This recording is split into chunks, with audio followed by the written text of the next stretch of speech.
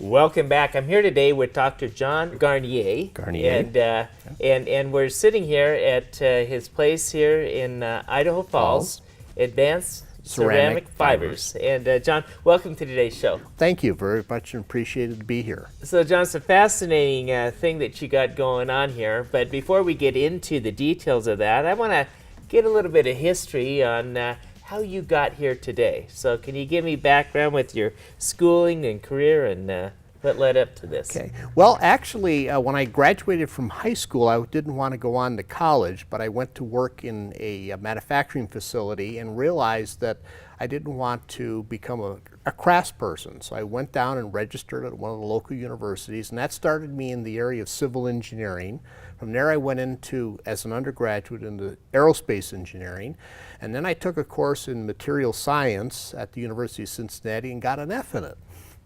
And when I transferred back to another college called Marquette University, I had an opportunity to retake the course and got an A because I had a chance to read the book twice. And then working with the professors, I was in mechanical engineering at the time, I got involved in a program called material science, just starting at the university, and started taking courses, and I started signing up for courses, and I was taking graduate level courses as an undergraduate, and then the professor came down and said, well, here's your degree in mechanical engineering, you should have picked that up last year, and oh, by the way, here's your master's degree because you just finished all the coursework for that. And that kind of put me into the doctorate program. So about a year and 11 months later, I finished a PhD in material science focusing on the non-stoichiometric properties of cubic fluorite materials, which is pretty esoteric in itself, but it's an analog to nuclear materials. And that brought me into basic research and science out of Battelle Pacific Northwest Labs, which I spent 11 years there. And during that time, I ran into some very brilliant people that got me involved in the molecular structure of materials. And with use of a high-powered laser system, we studied the molecular structure of materials up to 3,000 Celsius. That in turn brought me into the DARPA Elite program at the time, developing advanced materials and the sciences for those materials that became the forerunner to what we have today in the hypersonics and turbine engines and rocket material programs. I had a chance to read a book on technology transfer. It was a very short book, but I then went to talk to folks at the Standard Oil Engineer Materials Company in Cleveland, and they put me in charge of 6 divisions at that time to be the technology transfer coordinator for the business. And that allowed me to have the opportunity to take technology out of the laboratory and put it into the marketplace. I was very fortunate at that time to be working at the former Standard Engineering Materials Company, but former carborundum, in alpha silicon carbide of all things, on the monolithic form. That in turn, when I left there, I went to several different startup businesses, which eventually led me into the E.I. DuPont Murrin Company, dealing with advanced composites materials for ceramic matrix composites. I was the second person into a new joint venture, which got me involved with developing of these ceramic matrix composites for turbine engines and rocket applications. I then spent 18 years developing those materials. This then brought me back through other elements, which brought me back into other materials. But one of the things all along was this aspect of developing a low-cost, high-performance fiber. I was involved with the Idaho National Laboratories as the Armor Lead for National Homeland Security, and through there we developed a technology for the metal carbide / carbon fibers, which brought me to advanced ceramic fibers, which I started an hour after I retired from the Idaho National Labs. So here today we've got a pre-production facility where we're validating the technology and bringing it forward as rapidly as we can to develop new manufacturing methodologies in the transportation, infrastructure, energy, aerospace, and defense markets. You know, it's fascinating listening to the story and the history of how you got where you are today. But, you know, having seen some of this processes and what you're looking at, this is truly disruptive technology in applying the carbon fiber into various metals here. Now, John, we need to take a quick break. Okay. But we'll be right back after these messages. And I'd like to talk about some of the disruptive technology that we look at the future of working with the material science and metals with carbon fiber. Okay. We'll be right back after these messages. I love fishing, with my family. I think it would be easier to use a net. It was so much fun. The times when we are together, it makes it all the more worth it. Having Dad teach them how to cast a fly rod, and As long as we're doing stuff together, we're having fun. Some people see a father and a son fishing together, while others see a succession plan. Welcome back. I'm here with Dr. John Garnier, and he's the CEO of Advanced Ceramic Fiber. And we're here at his facility here in Idaho Falls, and we've been talking about how this technology is truly disruptive to the materials industry. Now, I want to also clarify, this is not your first startup. That is correct. This is actually my 7th startup over my career of 35 plus years that have spanned the element of material science. So John, just for the listeners out there, how hard is it to start a company? Well, I think the first thing to do is just have no fear. And also recognize that it takes a lot of things other than just a single person to start a business. You have to surround yourself with people who have skill sets that I lack a lot of number of skill sets. I have skill sets in materials and that type of thing, and maybe technology transfer, but I don't have the skill sets in things like the legal, the lawyer side, the financial side, and also other people can do marketing and development better than I can. You know, that's so true. It's as businesses are created, it really takes a team to get them started into the next level. That is exactly correct, and a team is really what's required. So I think one of the first things in starting a business is write down what are the skill sets that a person is lacking. And I certainly had a fair number of them, but I was able to actually go through a couple of courses, one offered by the Technology Ventures Corporation that went through entrepreneurship and business startup. So they covered such things as marketing, commercialization, patent, legal things associated with developing a business. And that was really eye-opening for me. Even though in my past other businesses I've worked with, I've had certain elements of it, but it was able to bring it into a coherent picture. I want to move into then the vision for your company. When you bring everyone together, you got to have a vision. That is absolutely correct. When we first started Advanced Ceramic Fibers, our vision was actually kind of small in that we have a fiber, we recognize that it could have a disruptive element associated with it, but the thing was drilling down into what are the disruptive elements of the product. And those elements are low cost, high performance, and the ability to develop that fiber and fabricate it in high volume. Especially as we recognized early on, because of the low cost, we could penetrate into the transportation and infrastructure markets, as well as the energy. Now, carbon fiber has been around for years. Yes, it has. What makes yours so, your technology so unique and so disruptive? Well, the carbon industry did a lot of the legwork for us and spent billions of dollars to develop it to the point where back in the early 1980s it was about $10,000 a pound. Today, carbon fiber can retail from anywhere from about $12 to as high as $100 a pound, depending upon the quality of the fiber and its in-use application. By quality, I mean the mechanical strength. So you can buy carbon fiber today running from about 400 pounds per 400 KSI to 1,000 KSI mechanical strength in the carbon fiber. What we've done that's so disruptive is we've taken this raw product and running it through a process which we call direct conversion. So we take some of that carbon fiber and we directly convert it into the metallic carbide. And the first product we're bringing to the market is the alpha silicon carbide fiber, followed by other metallic carbides, another 29 of those in the periodic table.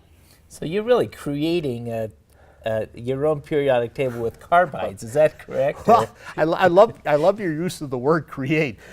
God creates. Yeah. we innovate and invent the processes. But in terms of bringing the team together, you not only have to have the product, but you have to have a product that can actually be made with a process that's robust. Because our vision for this is to produce not just pounds of the fiber or thousands of pounds of fiber. We plan on producing millions of pounds of this fiber because our feedstock comes from carbon. And today, there's about 150 million pounds of carbon fiber being produced worldwide, and all we want to do is pull off about 1% to 2% of that feedstock to produce a fiber now that can go into metals. That's a market that carbon doesn't penetrate today because it can't be processed into the metals readily. Wow. So we can take our fiber, put this conversion layer on it, and now stick it into metals such as aluminum, steel, zirconium, titanium, okay, and maintain material properties that are well above, say, today's current aluminum. It'll be 20 times stronger. And also, because carbon is much lighter, it will make a lighter yet stronger product. Exactly. And we've done some independent studies have been done outside of advanced ceramic fibers, such as high voltage transmission wire. I'm showing you a product right here. And what this has inside of it is the silicon carbide carbon fiber as a core, and it creates a very stiff aluminum material. And in a high voltage transmission line, we can take out the steel core, and this will carry all the load. So we can have more ampacity, more current carrying capacity at a lighter weight and equivalent cost to today's high voltage transmission lines. Well, it's going to be a lot easier to move the wires, I guess. Produce all that generation and current to meet the expanding markets. You know, so distributed energy is a big issue in the United States today as well as around the world. And the ability to carry more current on a current high voltage transmission line system has definite benefits to the community. Now, in addition to the voltage, the high voltage wires, what other applications apply in this? Just as we can increase the current carrying capacity of a high voltage transmission line because of the higher mechanical strength of the wire, we can also do the same in semi-trailers. Well, I'll tell you what, John, we're running up against the break. Okay. I want to hear more about this disruptive technology applications, but right after these messages. Okay. We'll be right back. He's the world's most trustworthy man. Tax filing deadlines are scheduled around his vacation calendar. The IRS agent who audited his client apologized. I don't always advise people on their taxes, but when I do, I save them every penny legally possible. GROCO CPAs and Advisors. Come to GROCO and stay wealthy, my friend. Welcome back. I'm with Dr. John Garnier. He is the CEO of Advanced Ceramic Fibers here in Idaho Falls. And we're talking about the application of this new carbon fiber technology being integrated into metals. Yes. Before the break, you gave the example of using it in the high voltage line. Transmission wire, yes. And then you said something about Trailers? trailers. You talked about, the fact is we can reduce weight in structural components. As you increase the structural load carrying capacity of aluminum by a factor of 20 or higher, depending upon the base fiber we put it into, we now can take, for instance, in a 52-foot semi-trailer that you see every day as you drive past, they weigh about 12 to 14,000 pounds. We can take about 3,000 pounds out of that trailer.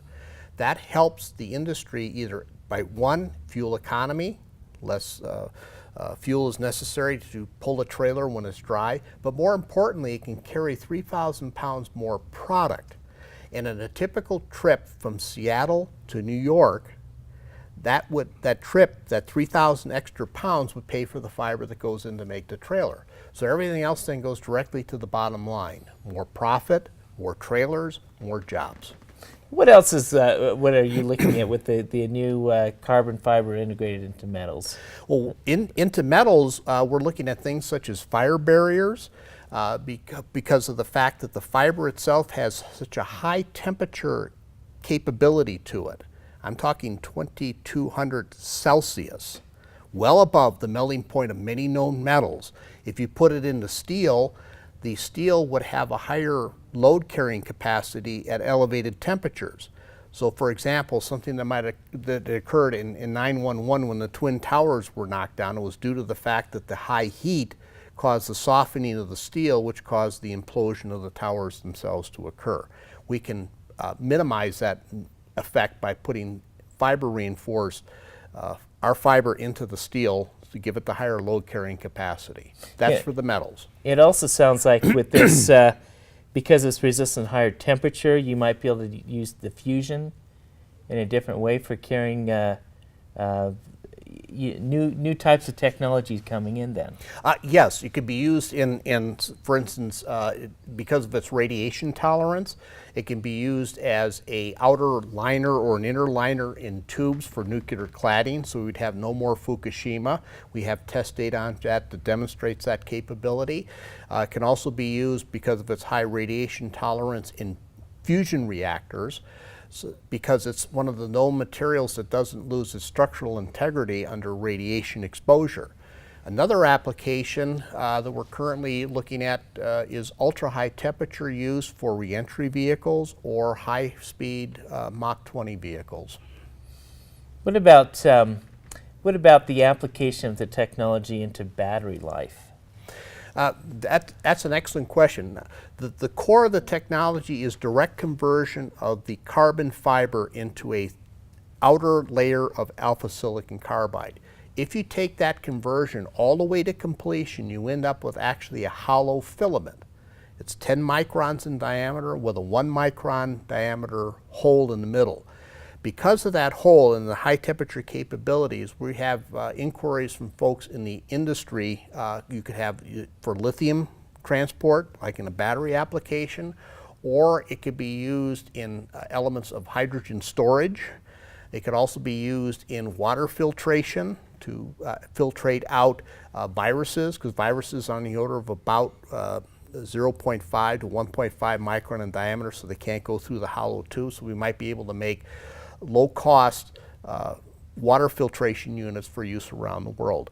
In addition to this aspect of the original question on the batteries, it goes back to how does a battery actually work? It works by creating ions that go to one side or to the other, depending upon whether it's charged or rapidly discharged. And then when the ions transport across a distance, they carry this thing called the current. And if you have us thinking these hollow fibers might be one mode of operation for improving the current capacity of batteries. You know, it's fascinating. It also seems like as this application is put into play, we're going to see new types of technology emerge that weren't before possible. Oh, I agree with that. In fact, anytime you have a new material system, a lot of people come forth, much smarter than me and others, that will see something that we don't see, and they can actually apply that to make new products and new applications. And again, that creates jobs and opportunities for the United States to maintain its competitiveness. Well, we look forward to more jobs, right? Yeah, absolutely. Yeah. So, in terms of where you're at now, you just start. You're less a little over a year into this. Yes, exactly. Yes. What's the vision moving out? Where do you see this in a 5 to 10 year time frame? That's a good question. Our current goal is to, here at the Idaho Innovation Center, to move from the pre-production to the production scale, producing potentially up to about 1,000 pounds a year product. But to actually service the transportation and infrastructure, we'll have to expand further. But the technology is simple. We have a feedstock of carbon fiber. There's the excess that we can draw from multiple manufacturers worldwide. And we can place production facilities either in Idaho Falls or located closer towards their in-use applications, such as the trucking or automotive applications. Are you having fun? Absolutely. This is a good job. I'm sleeping well every night, and my racquetball game is improved. But it's only because I've got a really good core executive team, and I have to mention their names: Sean Perkins and Ken Kohler and Matt Wiesman and Sergey Rajneev and Dave Harrell, who's also on the financial side. So it takes all of the team to make this thing, the elements to go together at an initial startup phase. Yeah, I love the concept of, or your understanding of the team approach. So often businesses are failed to transition into the team approach, it makes it difficult. Or the actual business itself reaches a particular cap. Say it's $1 million or $2 million a year type business, when in reality it could be $100 million if you just did it right. Dr. Garnier, where can people find out more information on advanced ceramic fibers? Well, we do have a website. It's www.acfibers.com. That's acfibers.com. And you can go to the website to see how we're looking at this disruptive, transformational technology and bringing it into the marketplace. Thanks for being on today's show. Thank you very much.